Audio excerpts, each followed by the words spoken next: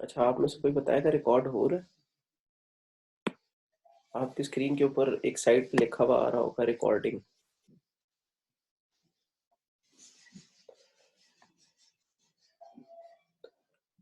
चले बिस्मिल्लाहिर्रहमानिर्रहीम। मेरे पास तो इधर लिखा हुआ आ रहा है कि रिकॉर्डिंग हो रही है। तो बिस्मिल्लाहिर्रहमानिर्रहीम। Price, quantity and efficiency. इस चैप्टर में हम जो है वो प्राइस के बारे में, क्वांटिटी के बारे में और एफिशिएंसी के बारे में थोड़ा सा डिस्कस करेंगे। ये पार्ट 2 है बेसिकली।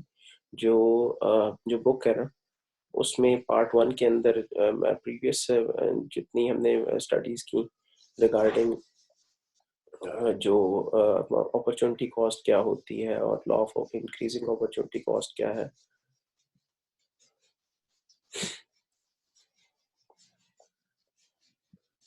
वो चीज़ें वगैरह हमने डिस्कस की। सेकंड चैप्टर के अंदर मज़ीद डिटेल के अंदर इन्हीं चीज़ों को हमने पढ़ा। फिर उसके बाद नेक्स्ट जो ये पार्ट 2 है, इसमें हम प्राइस, क्वांटिटी एंड एफिशिएंसी को डिस्कस करेंगे। चैप्टर नंबर 3 है demand, supply and market equilibrium.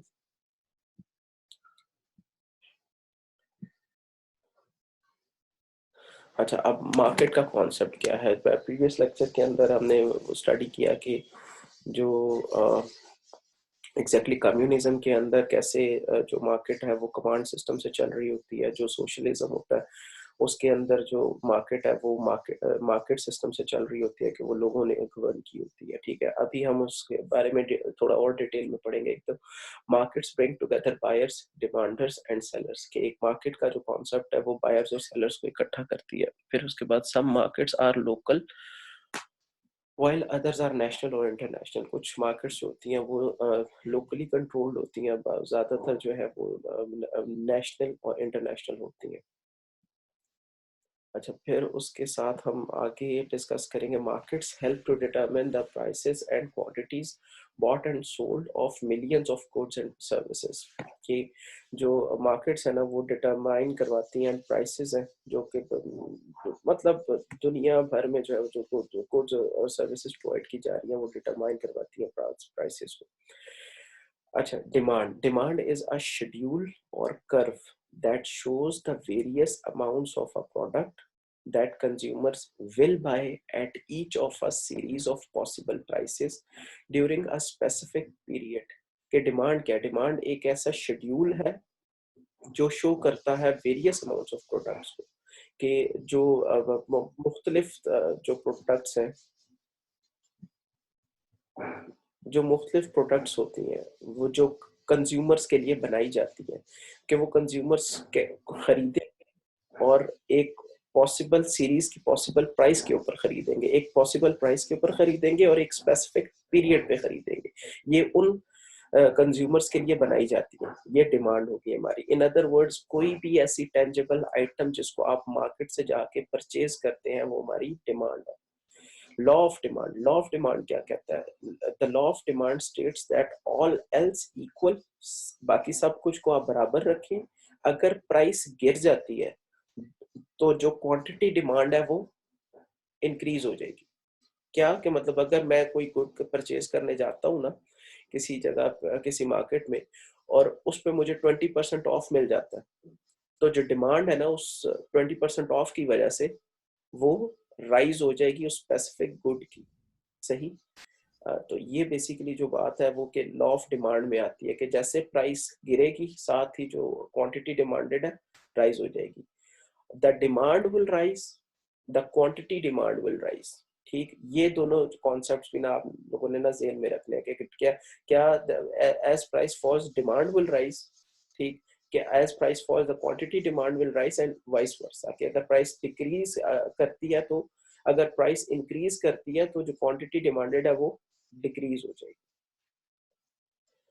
अच्छा, उसके बाद अ curve illustrating the inverse relationship. अच्छा, अभी तक जो ये मतलब बेसिकली है ना, ये अब जो ये डिमांड कर्व के बारे में बात कर रहा है। ठीक है, इसको हम यहाँ पे करेक्ट कर लेते हैं, हमें जो है वो परेशानी ना हो।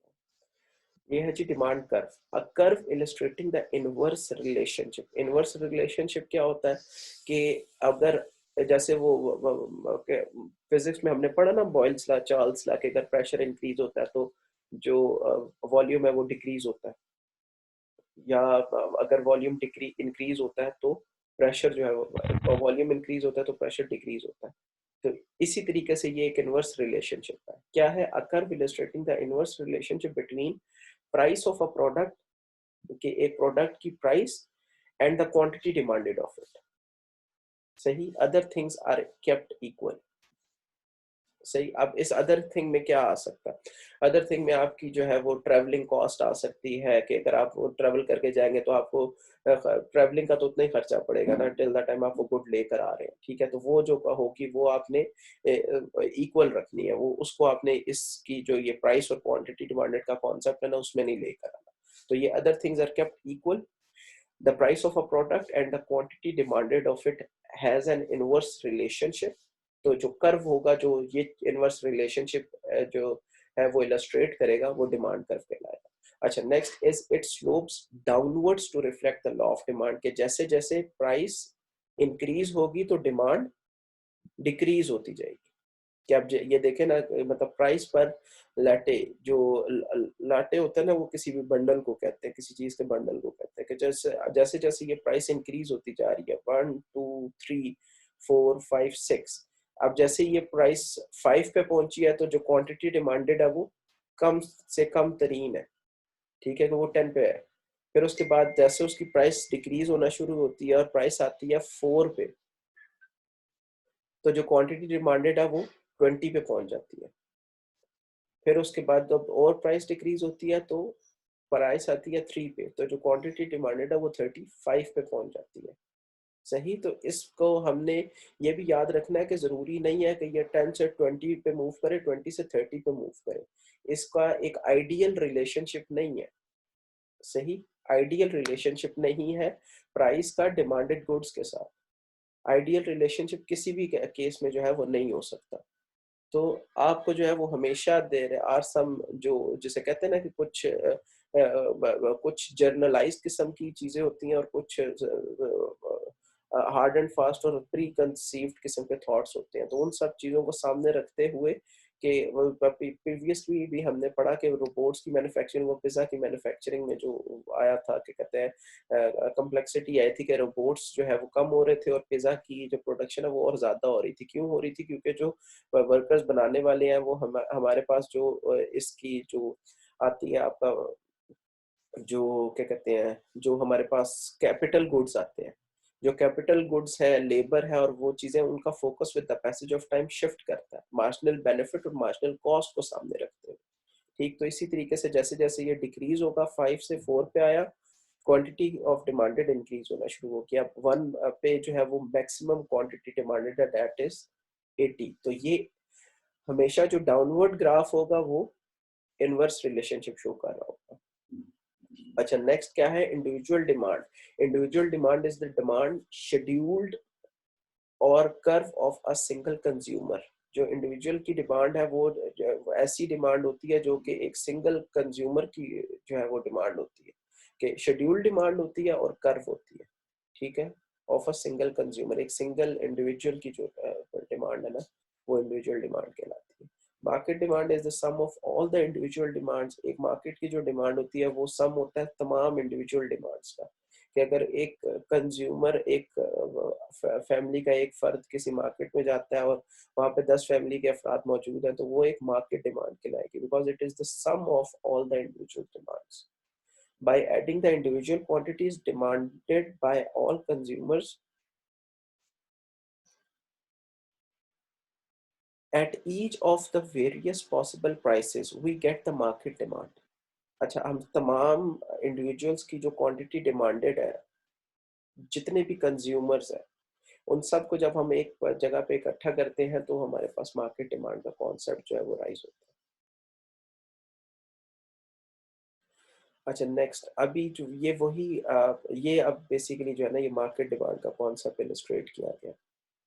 कि अगर एक एक इंसान है, अ, उसकी क्वांटिटी, उसने एक, उसके पास एक स्पेसिफिक प्राइस है और उसने उस प्राइस के ऊपर कोई एक चीज जो है वो प्रोक्योर करनी है, उसने वो चीज लेनी है, सही।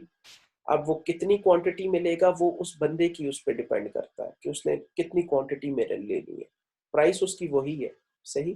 तो ये बेसिकली क्वांटिटी डिमांडेड को शो करना शुरू करेगा, सही, कि ये 35 गुड्स के आइटम्स हैं जो कि वो $3 पे परचेज कर रहा है। फिर उसके बाद इसको ऐड करते हैं हम, या कि क्योंकि मार्केट डिमांड का कॉन्सेप्ट है ना, तो इसमें हम जो है वो ये चीज ऐड कर लेते हैं कि ये मार्केट डिमांड है। अच्छा, सेकंड जो पिक्टोरियल डिपिक्शन आ रही है उसके अंदर $3 के अंदर जो सारा है वो 39 जो है वो चीजें ले रही है मार्केट से, ठीक है। जब वो 39 चीजें लेगी मार्केट से तो वो टोटल क्वांटिटी डिमांडेड में ऐड हो जाएगी, कि ये अब मार्केट डिमांड का कॉन्सेप्ट हम पढ़ रहे हैं ना, तो टोटल होगी उसमें ऐड हो जाएंगी। अच्छा, फिर उसके बाद आगे चले तो 26 जो है वो चीजें प्रोक्योर हो रही हैं माइक के केस में। जब माइक के केस में 26 चीजें प्रोक्योर होंगी तो वो भी क्वांटिटी डिमांड में ऐड हो जाएंगी। अब in the end equals to करके जब उसने ये बताया कि जी टोटल मार्केट की क्या सिचुएशन थी, तो वो उसने बताया कि $3 के ऊपर 100 जो आइटम्स है वो फरोख्त हुए हैं, सही, कि ये जो स्पेसिफिक है ये इंडिविजुअल की डिमांड है। खैर मैं आपको इससे भी समझाता हूँ कि ये जो स्पेसिफिक है ना, ये इंडिविजुअल की डिमांड है। ये एज अ होल जो है ये मार्केट की डिमांड है, सही, कि मार्केट के अंदर क्या क्या चीजें, क्या क्या खरीदारी हुई, कैसे कैसे खरीदारी हुई, किस किस ने कितना कितनी चीजें परचेज की, तो वो मार्केट की डिमांड। ये अब इंडिविजुअल कर्व शो है, हो रहा है, ठीक है, कि ये एक इंडिविजुअल का कर्व है और ये जो है वो मार्केट का कर्व है।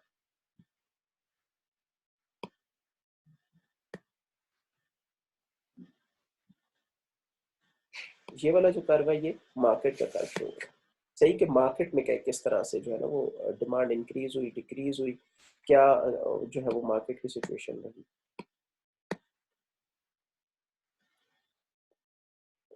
अच्छा, अब नेक्स्ट जो स्लाइड है उस पर चलते हैं। When a demand curve is drawn, other factors called determinants of demand are held constant। जब भी आप डिमांड कर्व को जो है वो ड्रॉ करते हैं ना, तो जो दूसरे फैक्टर्स होते हैं जिनको डिटर्मिनेंट्स ऑफ डिमांड कहा जाता है, are held constant. determinants of demands are factors other than price that locate the position of a demand curve। these include कि उसकी जो टेस्ट है वो उस प्रोडक्ट के हिसाब से है। अच्छा, नंबर ऑफ बायर्स जो है वो कितने हैं, इनकम क्या है इंसान की जो वो परचेज करना चाह रहा है, फिर प्राइसेस ऑफ रिलेटेड गुड्स क्या क्या है, एक्सपेक्टेड प्राइसेस क्या क्या है। ये 5 पॉइंट से ये याद कर लेना कि अगर सर पूछ लेते हैं ना कि जो है वो डिटर्मिनेंट्स ऑफ डिमांड क्या क्या है, तो हमें पता होना चाहिए कि जी वो टेस्ट डिपेंडेंट होता है, नंबर ऑफ बायर्स होते हैं, क्योंकि इस तरह का सवाल सर लाजमी देंगे कि जी एक पर्टिकुलर प्रोडक्ट में पता चला कि जो स्पाइसेस हैं वो ज़्यादा डल गई हैं, ठीक है, तो लेस की वो वाला जो आइटम है वो कौन खरीदेगा, वो लोग नहीं खरीदेंगे। क्यों नहीं खरीदेंगे? उससे क्या होगा कि मतलब वो डिमांड जो है वो डिक्रीज हो जाएगी। वो क्यों डिक्रीज हो जाएगी? वो इसलिए डिक्रीज हो जाएगी कि जो वो आइटम था स्पेसिफिक, एक सेकंड यार मैं ये थोड़ा एडजस्ट करती हूँ, आगे पीछे आवाम आती रहती है तो। अच्छा, ये जो वो जो स्पेसिफिक आइटम था ना उसमें फॉल्ट आ गया था। जब फॉल्ट आ गया था तो उसकी जो डिमांड होगी ना वो ऑटोमेटिकली डिक्रीज हो जाएगी। तो वो जो फॉल्ट था वो क्या था, उसका टेस्ट खराब हो गया था। जब उसका टेस्ट खराब हो गया था तो वो क्या है, डिटर्मिनेंट ऑफ डिमांड है, कि हमें ये वो चीजें हैं जिसके ऊपर डिमांड का दारोमदार होता है, कि डिमांड इंक्रीज या डिक्रीज हो सकती है इन चीजों की वजह से।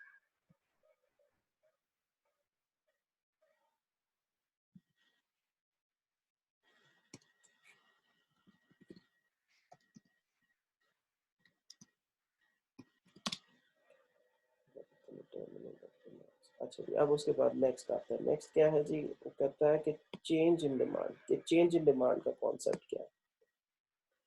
अच्छा, a change in one or more of the determinants will change the underlying demand data and the location of the demand curve। कि अगर एक चेंज आता है डिटर्मिनेंट्स में, जो अंडरलाइंग डिमांड का डाटा है, ठीक, वो ऑटोमेटिकली चेंज होगा because the location of the demand curve change हो जाएगी। सही कि अगर टेस्ट किसी चीज का खराब हो गया तो ऑटोमेटिकली उसकी जो डिमांड है वो कम हो जाएगी, जिसकी वजह से सब्सिक्वेंट जो चेंज इन डिमांड का फिनोमेना अकर होगा। हाँ, ऐसा ही है बिल्कुल नमूना। अच्छा, जो चेंज इन डिमांड वाला फिनोमेना है वो अकर होगा, और चेंज इन डिमांड से क्या होगा कि जो डिमांड अंडरलाइन डिमांड डाटा है वो चेंज हो जाएगा। डिमांड डाटा चेंज हो गया तो ऑटोमेटिकली जो डिमांड का कर्व है वो तब्दील हो जाएगा। अच्छा, इसमें अब मैंने क्या बताया, इसमें मैंने ये बताया कि जैसे डिटर्मिनेंट ऑफ डिमांड में कोई चेंज आएगा तो जो डिमांड का डाटा है वो तब्दील हो जाएगा, कि क्वांटिटी डिमांडेड और उसमें फ़र्क आ जाएगा, और जो डिमांड की कर्व है वो तब्दील हो जाएगी। ये बेसिकली चेंज इन डिमांड का कॉन्सेप्ट कहलाता है।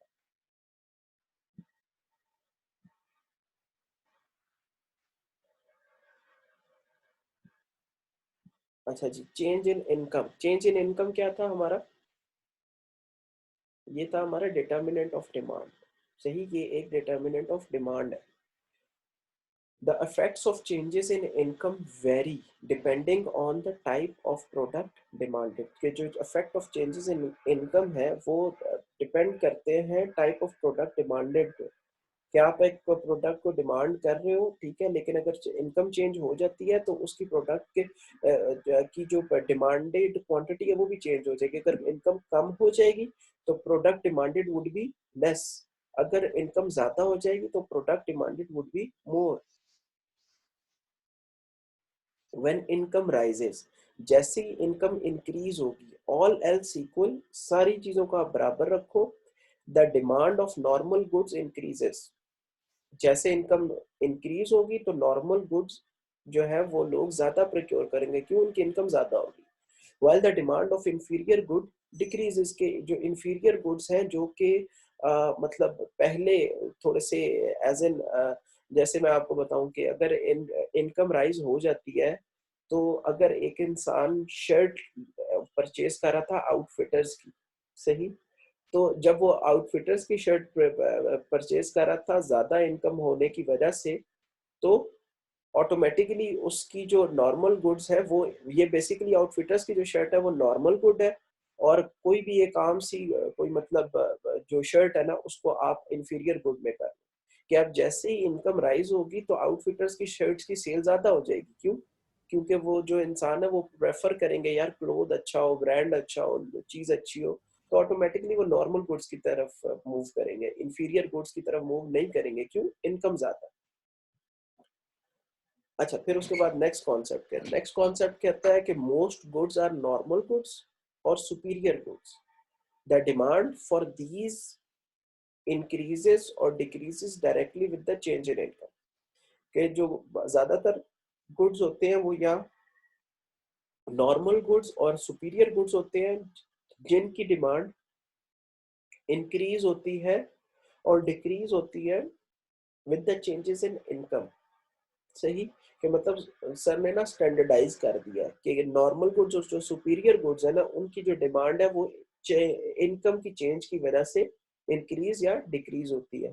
अच्छा, next is the demand for inferior goods. जो इंफीरियर गुड्स की डिमांड है वो इंक्रीज या डिक्रीज होगी इनवर्सली विद मनी इनकम। के जो इंफीरियर गुड्स है वो डिक्रीज करेंगे जब इनकम इंक्रीज करेगी, और इंफीरियर गुड्स इंक्रीज करेंगे जब इनकम डिक्रीज करेगी। अच्छा, ये इंक्रीज और डिक्रीज हमेशा याद रखना कि ये ऑपोजिट है normal good inferior goods, opposite है नॉर्मल गुड्स और सुपीरियर गुड्स के। नॉर्मल गुड्स की जो डिमांड है वो इंक्रीज कब हो रही है, जब इनकम इंक्रीज हो रही है। तो ये डायरेक्टली उसमें है, डायरेक्टली रिलेशन में आ गया। सही, ये जो पॉइंट है ना ये इस पूरी स्लाइड में इंपॉर्टेंट है।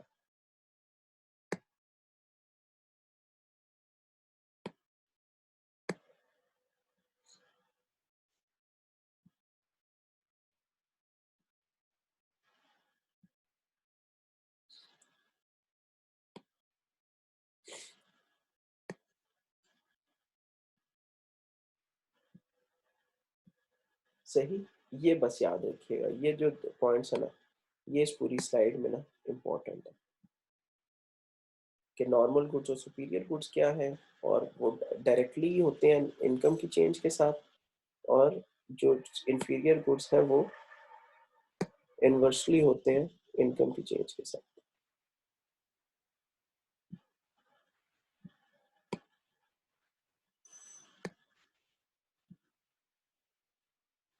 अच्छा नेक्स्ट है, नेक्स्ट अब क्या आ रहा है, वही जो हमने पीछे पढ़ा है ना, उसकी पिक्टोरियल डिपिक्शन है। Change in income, if income rises the demand for a normal good increases.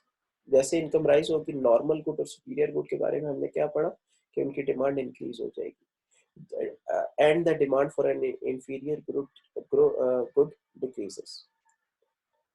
अच्छा यहाँ पे अब जो, चूंकि जो डिमांड का कर्व है वो कैसे बनता है, डाउनवर्ड बनता है। ठीक, तो हमने डिमांड का कर्व बना रहे हैं, तो हम डिमांड का कर्व ऑटोमेटिकली जो है ना वो डाउनवर्ड बनाएंगे कि पहले डिमांड क्या थी, जब इनकम P1 थी। ठीक, तो सब जो ये एस है ये बेसिकली जो है ना, आप कह सकते हो कि एक लिहाज से बाइंग बायर की कैपेसिटी है कि वो बाय कितना कर रहा है। ठीक, शुएब भाई, हाँ ये ग्राफ गलत बना हुआ है। हाँ, ये इसमें एस सप्लाई आ रहा है ना। नहीं नहीं, सप्लाई तो नहीं, वो अलग चीज़ है। इसमें जो डिमांड की जो बनाई है ना फैक्टर ग्राफ बनाया हुआ है वो गलत बना है। ये P1 सेम रहना था, ये P2 नहीं आना था यहाँ पे, क्योंकि आपकी क्वांटिटी बढ़ रही है, प्राइसेस नॉर्मल गुड की सेम है, आपकी सिर्फ इनकम बढ़ी है, तो ये प्राइस ऊपर P2 नहीं आनी थी यहाँ पे।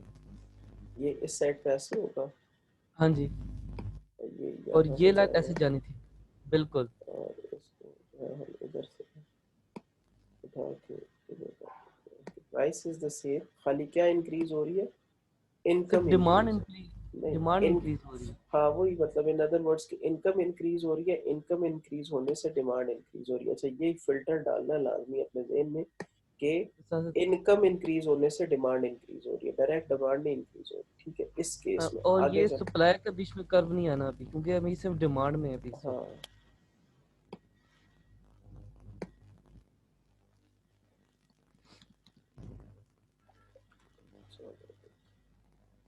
इस तरह से था इधर। ये ग्राफ इस तरीके से बनेगा।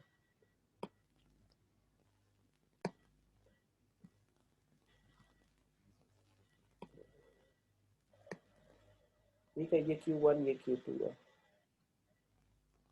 इसे एक ही कर लेता हूँ। और ये जो है ये भी ऐसे ही हो जाएगा फिर।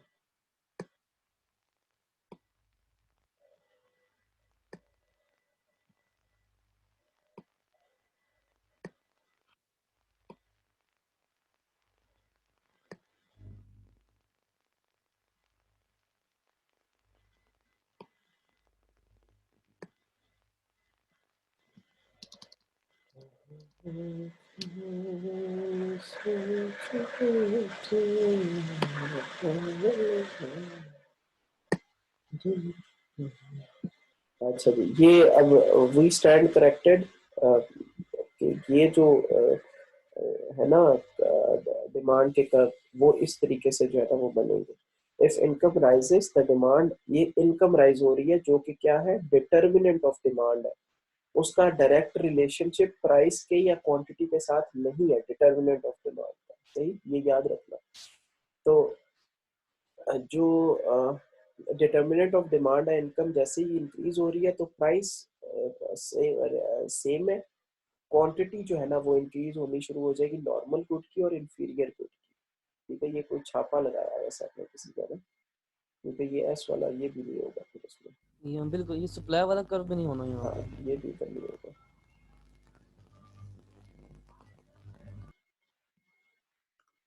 तो वो पूरा ही ठीक कर लेते हैं। अच्छा ये अपने, अगर आप उस पर करोगे ना, अगर इसको समझने के बाद ना किसी का कोई क्वेश्चन है ना तो वो मुझसे पूछ सकता है। ठीक है, अभी भी पूछ ले, मेरे पास जो मेरा पर्सनल नंबर है ना उसके ऊपर भी मैसेज करके बेशक आप ना क्वेश्चन पूछ सकते हो। अच्छा next is prices of related goods. अच्छा, when two goods are related as substitutes और कॉम्प्लीमेंट्स, अच्छा, अब रिलेशन क्या होता है? रिलेशन बेसिकली ये होता है कि आप जैसे पानी है ना, पानी का रिलेशनशिप होगा जूस के साथ। ठीक, जूस है, जूस का रिलेशनशिप किसके साथ हो सकता है? हमारी जुबान के साथ। दूध के साथ। मतलब दूध के साथ जूस का रिलेशनशिप, वो तो ये जो है ना, क्या कहते हैं, जुबान वाला रिलेशनशिप, वो टेस्ट वाले समझ में आता है, जरा समझ में आता है।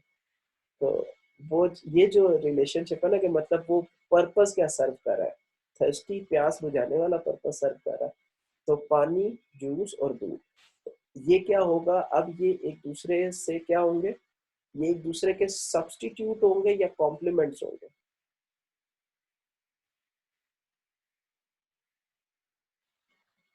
ये एक दूसरे के सब्स्टिट्यूट होंगे। कि अगर मेरे पास पानी नहीं है ना, तो मैं जूस पी लूंगा ना, तो ऑटोमेटिकली मेरी प्यास बुझ सकती है। मेरे पास अगर जूस नहीं है तो मैं दूध पी सकता हूँ, तो मेरी प्यास बुझ सकती है। हाँ बिल्कुल सही बात की थी आपने। तो मेरी प्यास बुझ सकती है सब्स्टिट्यूट से। अच्छा, अब फिर उसके अलावा जो कॉम्प्लीमेंट है।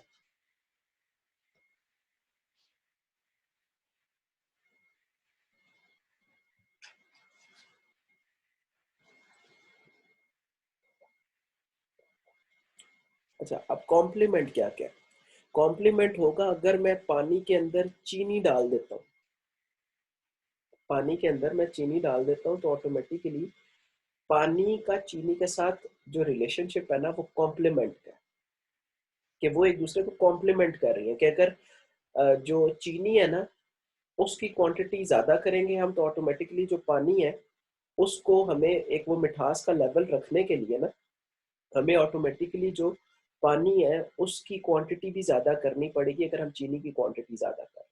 तो ये एक दूसरे के लिए कॉम्प्लीमेंट्स है, कि एक दूसरे को कॉम्प्लीमेंट करते हैं, कि अगर एक की ज़रूरत है तो दूसरे की भी ज़रूरत होगी।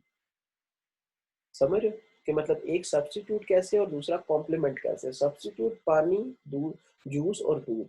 कॉम्प्लीमेंट पानी और चीनी, पानी और नींबू, ये भी का कॉम्प्लीमेंट है। फिर उसके अलावा पानी और नमक, ये भी कॉम्प्लीमेंट है। आगे पढ़ते हैं कि a change in the price of one good may either increase or decrease the demand for the other product।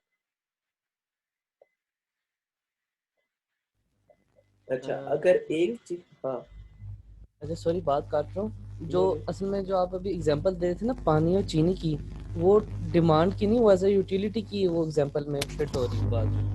क्योंकि नहीं हम नहीं, यहाँ पे उसमें डिमांड, परचेसिंग की बात होगी ना डिमांड में। नहीं नहीं, डिमांड की बात मैं बेसिकली कॉम्प्लीमेंट की बात कर रहा हूँ। मैं समझ गया।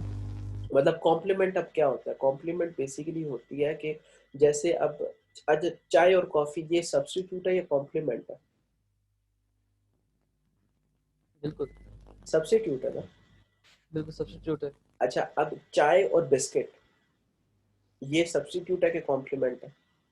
ये तो कॉम्प्लीमेंट है। ये कॉम्प्लीमेंट है। इसी तरीके से कि मतलब एक चीज की अगर आपके पास एक चीज है ना, तो उसके साथ जो दूसरी चीज होगी, ठीक, उसका उसके साथ अगर रिलेशन है इन टर्म्स ऑफ कि वो उसकी साख्त की नहीं है, लेकिन उसकी इन, अगर चाय की हम क्वांटिटी इंक्रीज करते हैं ना, तो ऑटोमेटिकली जो बिस्किट्स हैं उनकी क्वांटिटी इंक्रीज होगी। क्योंकि अगर चाय ज्यादा इस्तेमाल की जा रही है तो बिस्किट भी लग रहे हैं, अगर चाय कम इस्तेमाल की जा रही है तो बिस्किट कम लग रहे हैं।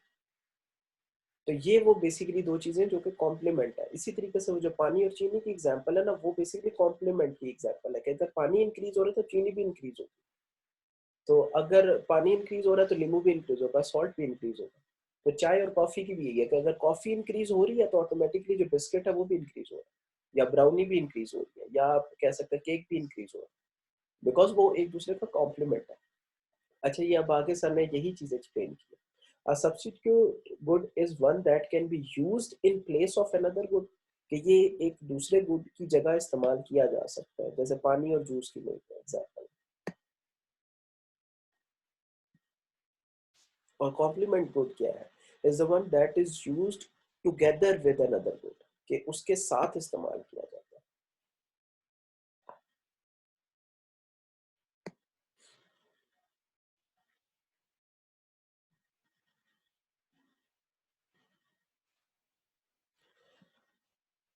अच्छा, आगे चलते हैं जी, प्राइसेस ऑफ रिलेटेड गुड्स।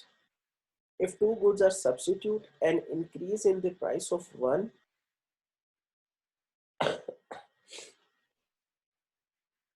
अच्छा अगर दो जो गुड्स हैं वो एक दूसरे के सब्स्टिट्यूट है, अगर एक की प्राइस इंक्रीज होती है, जो दूसरे की डिमांड है वो भी इंक्रीज हो जाएगी। If two goods are complements, an increase in the price of one will decrease the demand for the other। कि अगर एक गुड की प्राइस जो है, प्राइस की बात हो रही है, ठीक है, अब ये इसमें डिमांड का कॉन्सेप्ट ना लेकर आओ, ये प्राइस की बात हो रही है कि जैसे ही आप एक गुड की प्राइस इंक्रीज करते हैं सब्स्टिट्यूट के केस में, तो जो डिमांड है अदर की वो इंक्रीज हो जाएगी। क्यों? उसकी प्राइस कम है। समझ रहे हो बात को? ये जो इंक्रीज इन प्राइस है ना, इसको हम करते हैं रेड कलर, ठीक है, और ये जो इंक्रीज इन डिमांड है ना फॉर दी अदर, इसको हम करते हैं ग्रीन कलर। सही कि अगर दो गुड्स हैं, अब इंडिपेंडेंट है कि वो जो है ना वो नॉर्मल गुड्स हैं या वो सुपीरियर गुड्स हैं या वो इंफीरियर गुड्स हैं, increase in price of one, ठीक, अगर वो एक दूसरे के सब्स्टिट्यूट है, automatically increase in demand for the other. कि अगर पानी महंगा हो जाएगा ना तो लोग जूस लेंगे, सही, तो ऑटोमेटिकली जो दूसरे की जूस की डिमांड है वो ज्यादा होगी। अच्छा next is if two goods are complements, अगर दो गुड एक दूसरे के कॉम्प्लीमेंट है, अगर पानी की प्राइस इंक्रीज हो रही है ना, ठीक, पानी की प्राइस इंक्रीज हो रही है तो ऑटोमेटिकली जो चीनी है वो डिक्रीज हो रही है। क्यों? लोग खरीदेंगे ही नहीं पानी, पानी लोग जो है वो फिर इस्तेमाल करेंगे, वो जो है वो चीनी को डालेंगे नहीं, बिकॉज उसकी प्राइस जो है वो, पानी की प्राइस ज्यादा है जिसकी वजह से चीनी को लोग कॉम्प्लीमेंट ही नहीं करेंगे। इसी तरीके से अगर चाय है, अगर आप चाय को लेंगे, ठीक है, और चाय की प्राइस जो है वो ज्यादा है, तो ऑटोमेटिकली आप कोशिश करेंगे आप कुकीज ना ले आए, क्या वो खुद करके लेके करेंगे, ठीक है। तो लोग मतलब ये बेसिकली जो आम इंसान है ना उसकी साइकी को टारगेट करते हुए पूरी जो इकोनॉमिक्स है ना वो बैलेंस होती है।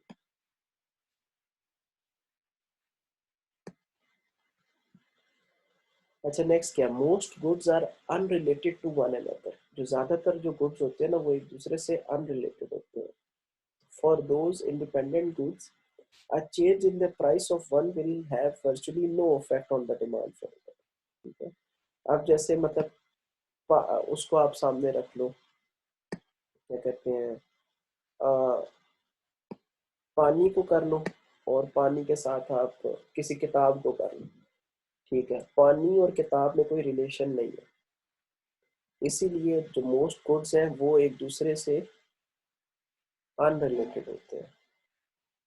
फॉर दोज इंडिपेंडेंट गुड्स, जो कि एक दूसरे का जो है वो मुतबादिल नहीं होते, अगर एक की प्राइस चेंज होती है, अगर पानी की प्राइस चेंज होती है ना तो किताब को कोई इफेक्ट नहीं होगा, ठीक है। इसी तरीके से अगर किताब की प्राइस इंक्रीज होती है तो पानी को कोई इफेक्ट नहीं होगा, because they are unrelated to one another, एक दूसरे से रिलेटेड नहीं होते। अच्छा फिर उसके बाद नेक्स्ट आता है changes in quantity demanded. A change in quantity demanded is a movement from one point to another point। अच्छा अब ये मैंने सर से ना बेसिकली पूछा था, जो था कि मतलब from one point two another point on a fixed demand का, कि चेंज इन क्वांटिटी डिमांडेड में क्या होगा और मूवमेंट अलोंग द कर्व जो आएगा ना उसमें क्या होगा, ठीक। तो अ change in quantity demanded is a movement from one point two another on a fixed demand curve, ठीक। कि जो क्वांटिटी डिमांड की मूवमेंट है ना वो चेंज होगी तो ऑटोमेटिकली जो ये चीज कहलाएगी वो होगी movement along the curve. The cause of such change is an increase or decrease in the price of the product under consideration। Self explanatory है, इसमें कोई वो नहीं है कि मतलब अब जैसे प्राइस है ना वो थ्री पे है, थ्री से फोर पे आएगी तो ऑटोमेटिकली जो डिमांड के कर्व पे जो चेंजेस इन क्वांटिटी डिमांडेड है ना वो चेंज होना शुरू हो जाएगा, one point two another point on a fixed demand. Next, a change in demand is a shift of the demand curve. सही, पहले में हम क्या कर रहे हैं, ये है movement along the curve.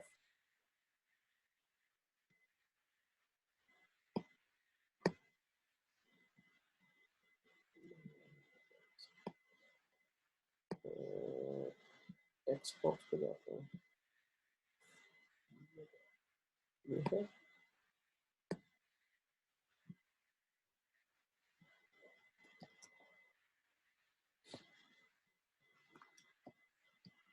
Movement along the curve.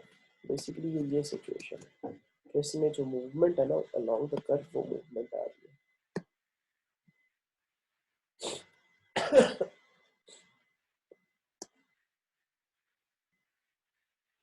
खांसी लगी है, ठंडक लगी है।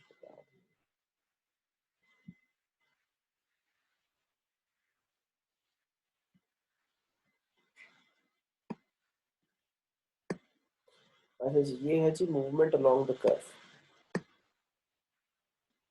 फिर उसके बाद नेक्स्ट उसमें क्या आ रहा है, नेक्स्ट में आ रहा है अ change in demand is a shift. ये है बेसिकली वो जो शिफ्ट वाला सवाल है ना कि भाई इसमें जो जैसे ही चेंजेस इन डिमांड आएंगी तो पूरा पूरा जो कर्व है वो शिफ्ट लेफ्ट या राइटवर्ड शिफ्ट हो जाएगा या लेफ्टवर्ड शिफ्ट हो जाएगा।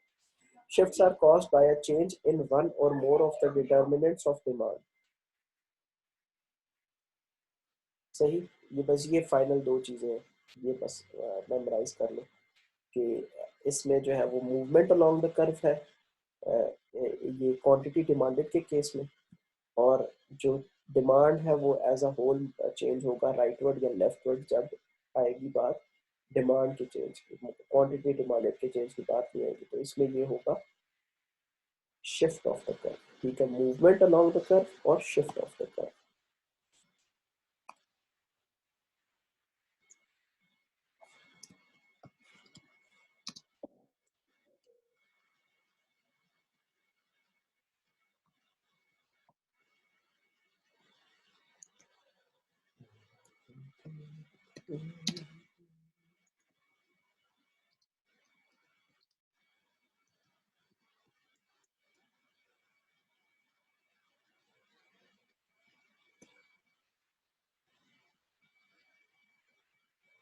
अच्छा, ये जो अमेंडेड स्लाइड है ना, ये भी मैं जो है ग्रुप पे फेस जो है ना वो पोस्ट कर दूंगा, तो वहां से बिना तब आइडिया दे लेना कि ये जो है वो कैसे हम लोग वो ऑटोमेटिकली एक दफा ऐसी वो पढ़ोगे ना आप लोग तो जेल में आ जाएगा क्या क्या बातें डिस्कस होती है और क्या क्या चीज़ें हम लोगों ने सीखी।